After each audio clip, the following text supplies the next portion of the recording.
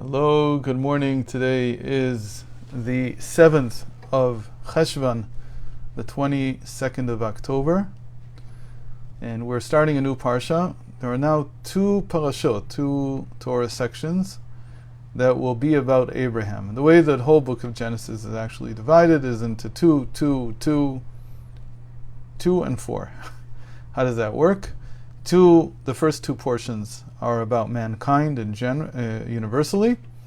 The next two portions are about Abraham, Lech, and Vayera, that we'll talk a little bit about today.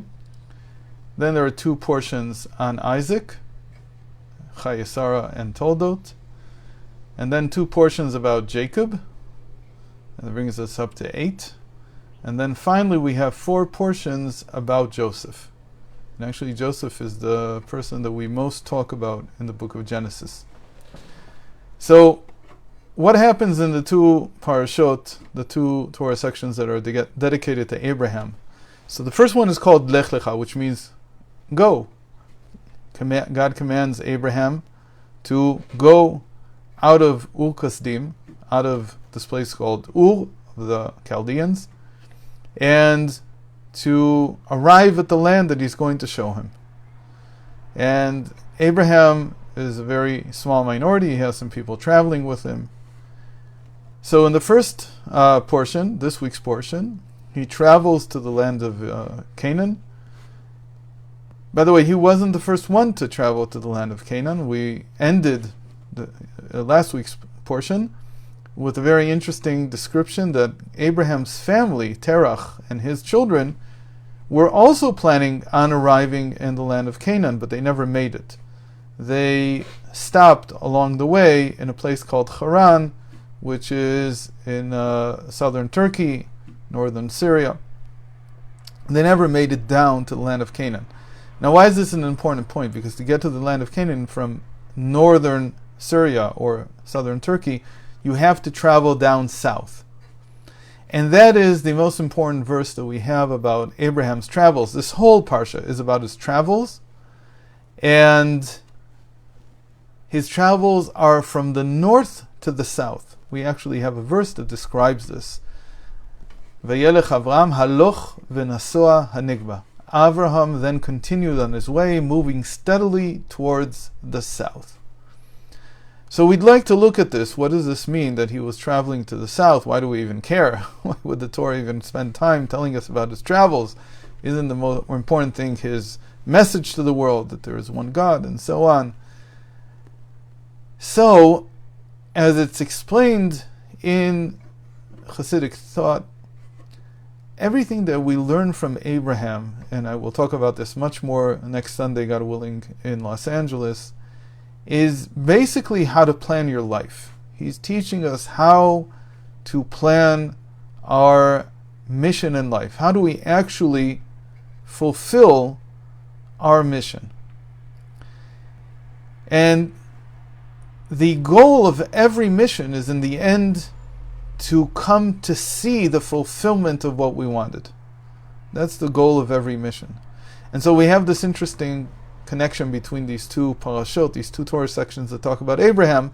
Lech Lecha is the movement, is all the actions that Abraham takes. And then the second portion is called Vayera, which means, and he was shown. He saw. God showed himself to him. And it's not just once that he shows himself to him in the next portion. It's 4 different times that we find this verb there. That he was shown. He was shown different things that he was striving for, walking towards his entire life. So the two portions that talk about Abraham's life, Lech Lecha and Vayera, which mean again to walk and to see, are intrinsically bound. They basically describe the path, and again, path is from walking. We use these terms all the time in our pursuit of our path. So they basically describe how every person goes through life trying to achieve and finally come to the state of seeing what their mission was about, what they were trying to do, to accomplish with their life. In fact, walking and seeing are two of the 12 senses that we've talked about in the past. In the Book of Formation, the 12 months of the year are corresponded to body parts and to senses of the soul. And the third and fourth months of the summer, those are Sivan and Tammuz, are walking and seeing. They go together even in the faculties of the soul. That from walking, from following your path, you need to come to seeing. You need to come to that state. Now, there's a lot to say about this, and if you download the Wonders, it's already available on Calameo, where we usually put them up. And you read the first section. It's also now available on the Patreon, patreon.com/Galeinai, Galeeinai. So you can read there the entire article on this.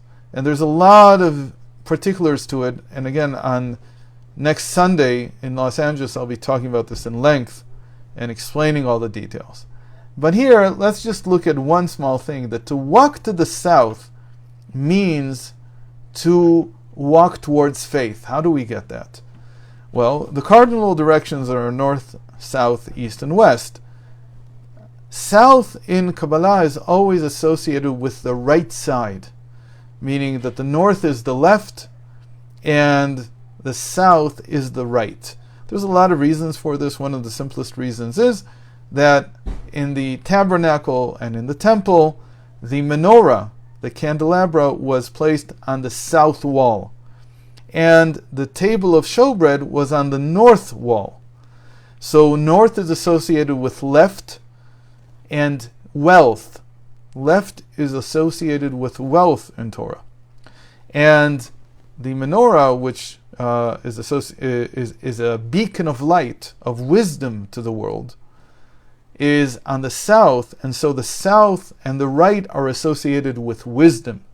So the difference between wisdom and wealth is that wisdom is the right axis of the Sfirot, it's a right side type of experience, and wealth is a left side type of experience.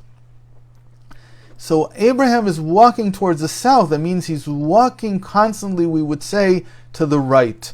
The word for right in Hebrew is yamin, and it actually stems from the same root as the word for faith. Meaning, the further south I go, the more I'm increasing in faith. Now, one might ask, why does Abraham have to increase his faith? Isn't he the first monotheist? Isn't he the first one to understand that God is one? What could he possibly have to add to his faith? We sort of think that monotheism is some kind of all or nothing proposition. You either accept it or you don't.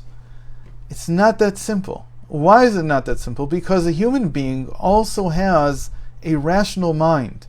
We have a faculty of faith, but we also have reason. Our reason is not necessarily aligned with our faith. In fact, one might say, and this is actually something that was argued very nicely by William James, for instance, that faith begins where reason ends. Or you have to sort of curb your reason to be able to make a leap of faith. You have to go beyond what your reason can discover, beyond what your reason can contemplate, can assess, can analyze, in order to come to a place of faith, allowing you to make leaps that your reason would not allow you to. And we do this all the time. So there's a very important principle in Chassidut and in Kabbalah, that every day we have to use our reason to better understand the world. We can't just discard our reason. That would be throwing away the most wonderful gift that God has given us as human beings. So we have a mind, we have an intellect. We want to try to understand. We even try to understand God. Although we know that we're going to fall short. But we have a certain understanding that develops over time in our attempt to connect to God. So we try to connect with our reason as well, and our reason postulates something, and it presents some kind of thesis. Is this the way that God is? And so on. But to come to faith, you have to go beyond the reason that may develop every day. In other words, even though it's the right thing to contemplate, it is useful. It is even, as the Baal Shem Tov used to say, it's not the same thing to come to faith if you haven't used your powers of intellect first and decided that there are things that you can't understand, than if you just jump to faith right away. In fact, says the Baal Shem Tov, if you don't first exercise your powers of intellect in trying to understand God, then you haven't really built the basis for a relationship. And in fact, your relationship will be stagnant and empty. That's why you have to study and you have to contemplate Torah. Torah is the best source for exercising one's reason, for exercising one's ability to try to contemplate God. But at the end of the day, you have to admit that there are limitations on what the intellect can understand. There are limitations on what we can grasp. And then you have to nullify your understanding and come and say, and God is far beyond all of this.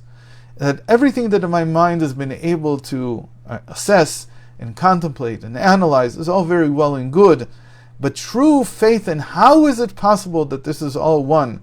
And how is it possible that, and also there has to be some repercussions to this faith. For instance, that you don't come and worship some singular power, some single power, and say, oh, this is God. Rather, you always have to have an understanding that everything is one, including all people, which is a very difficult thing to do. Very, very difficult. Especially when you're being attacked, when you're being murdered.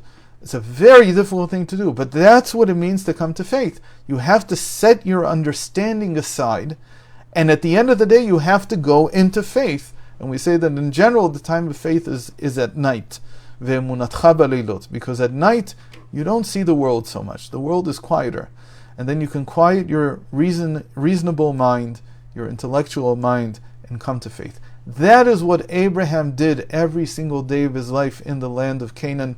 He continually traveled to the south. He was continually traveling from the north, which designates and represents intellect and wealth, to the south, which represents faith. So every day, with his new, deeper understanding of God, he was traveling south. He was getting rid of that understanding, or not getting rid of it in the sense of discarding it, but building over it, transcending it, going beyond it, and arriving at a whole new level of faith, thanks to his travels, thanks to his movement towards the south.